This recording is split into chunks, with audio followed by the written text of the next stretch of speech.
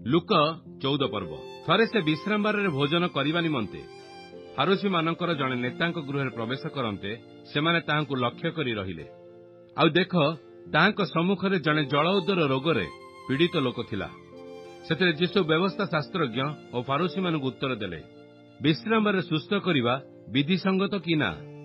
କିନ୍ତୁ ସେମାନେ ନୀରବ ରହିଲେ। ପୁଣି ସେ ତାହାକୁ ଧରି ସୁସ୍ଥ କଲେ ଓ ବିଦାୟ ଦେଲେ। ଆଉ ସେ ସେମାନଙ୍କୁ କହିଲେ, ତୁମ୍ଭମାନଙ୍କ ମଧ୍ୟରୁ କେହି ଆପଣା ପୁଅ ବା ବଳଦ କୂଅରେ ପଡ଼ିଲେ କଣ ତାହାକୁ ବିଶ୍ରାମବାରରେ ତତ୍କ୍ଷଣାତ୍ ଉଠାଇବ ନାହିଁ? ଆଉ ସେମାନେ ଏହି ସମସ୍ତ କଥାର କୌଣସି ଉତ୍ତର ଦେଇପାରିଲେ ନାହିଁ। ନିମନ୍ତ୍ରିତ ଲୋକମାନେ କି ପ୍ରକାରେ ପ୍ରଧାନ ପ୍ରଧାନ ଆସନ ବାଛୁଥିଲେ, ଏହା ଲକ୍ଷ୍ୟ କରି ସେ ସେମାନଙ୍କୁ ଏହି ଦୃଷ୍ଟାନ୍ତ ଦେଇ କହିଲେ, ଯେତେବେଳେ ତୁମ୍ଭେ କୌଣସି ଲୋକ ଦ୍ୱାରା ବିବାହ ଭୋଜିକୁ ନିମନ୍ତ୍ରିତ ହୁଅ, ସେତେବେଳେ ପ୍ରଧାନ ଆସନରେ ବସ ନାହିଁ। କାଳେ ତୁମ୍ଭଠାରୁ ଅଧିକ ମାନ୍ୟଗଣ୍ୟ ବ୍ୟକ୍ତି ତାଙ୍କ ଦ୍ୱାରା ନିମନ୍ତ୍ରିତ ହୋଇଥିବେ। ଆଉ ଯେ ତୁମକୁ ଓ ତାଙ୍କୁ ନିମନ୍ତ୍ରଣ କଲେ, ସେ ଆସି କହିବେ, ଏହାକୁ ସ୍ଥାନ ଦିଅ। ଆଉ ସେତେବେଳେ ତୁମେ ଲଜ୍ଜାରେ ନିମ୍ନତମ ସ୍ଥାନ ଗ୍ରହଣ କରିବାକୁ ଯିବ। କିନ୍ତୁ ଯେତେବେଳେ ତୁମେ ନିମନ୍ତ୍ରିତ ହୁଅ, ସେତେବେଳେ ଯାଇ ନିମ୍ନତମ ସ୍ଥାନରେ ବସ, ଯେପରି ତୁମର ନିମନ୍ତ୍ରଣକାରୀ ବ୍ୟକ୍ତି ଆସି ତୁମ୍ଭକୁ କହିବେ, ହେ ବନ୍ଧୁ, ଉଚ୍ଚତର ସ୍ଥାନକୁ ଆସ।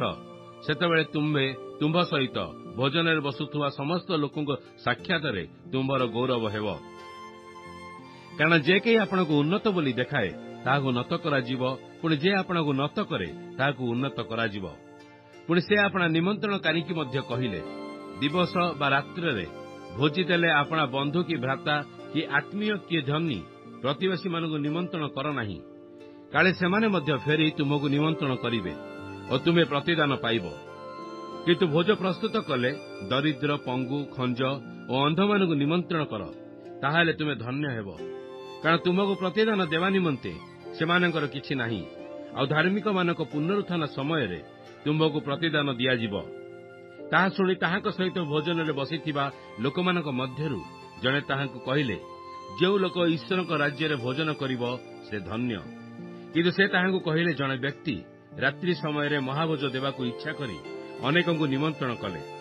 ଆଉ ଭୋଜନର ସମୟ ଉପସ୍ଥିତ ହୁଅନ୍ତେ ସେ ନିମନ୍ତ୍ରିତ ଲୋକମାନଙ୍କ ନିକଟକୁ ଆପଣା ଆପଣା ଦାସକୁ ପଠାଇ କହିଲେ, ଆପଣମାନେ ଆସନ୍ତୁ, କାରଣ ସମସ୍ତ ପ୍ରସ୍ତୁତ ହେଲାଣି। କିନ୍ତୁ ସମସ୍ତେ ଏକମତରେ କ୍ଷମା ପ୍ରାର୍ଥନା କରିବାକୁ ଲାଗିଲେ। ପ୍ରଥମ ଜଣ ତାହାକୁ କହିଲା, ମୁଁ ଖଣ୍ଡେ କ୍ଷେତ କିଣିଅଛି, ମୋତେ ତାହା ଦେଖିବାକୁ ପଡ଼ିବ। ଅନୁରୋଧ କରେ, ମୁଁ କ୍ଷମା ପାଇଅଛି ବୋଲି ମନେ କରେ। ଆଉ ଜଣେ କହିଲା, ମୁଁ 5 ହଳ ବଳଦ କିଣିଅଛି, ଆଉ ମୁଁ ସେମାନଙ୍କୁ ପରୀକ୍ଷା କରିବାକୁ ଯାଉଅଛି। ଅନୁରୋଧ କରେ, ମୁଁ କ୍ଷମା ପାଇଅଛି ବୋଲି ମନେ କର। ଅନ୍ୟ ଜଣେ କହିଲା, ମୁଁ ବିବାହ କରିଅଛି, ତେଣୁ ଯାଇପାରୁନାହିଁ। ପୁଣି ସେହି ଦାସ ଆସି ଆପଣା ପ୍ରଭୁଙ୍କୁ ସେହି ସବୁ ଜଣାଇଲା। ସେଥିରେ ଗୃହର କଥା କ୍ରୋଧାନ୍ୱିତ ହୋଇ ଆପଣ ଦାସକୁ କହିଲେ, ଶୀଘ୍ର ନଗରର ଦାଣ୍ଡ ଓ ଗଳିଗୁଡ଼ିକୁ ଯାଇ ଦରିଦ୍ର, ପଙ୍ଗୁ, ଅନ୍ଧ ଓ ଖଞ୍ଜମାନଙ୍କୁ ଏଠାକୁ ଘେନି ଆସ। ପରେ ସେହି ଦାସ କହିଲା, ହେ ପ୍ରଭୁ, ଆପଣଙ୍କ ଆଜ୍ଞାନୁସାରେ କରାଯାଇଅଛି, ତଥାପି ଆହୁରି ସ୍ଥାନ ଅଛି। ସେଥିରେ ପ୍ରଭୁ ସେହି ଦାସକୁ କହିଲେ, ରାଜଦାଣ୍ଡ ଓ ଗଛମୂଳକୁ ଯାଇ ମୋର ଗୃହ ଯେପରି ପୂର୍ଣ୍ଣ ହୁଏ, ସେଥିପାଇଁ ଲୋକମାନଙ୍କୁ ଆସିବା ପାଇଁ ବଳାଅ।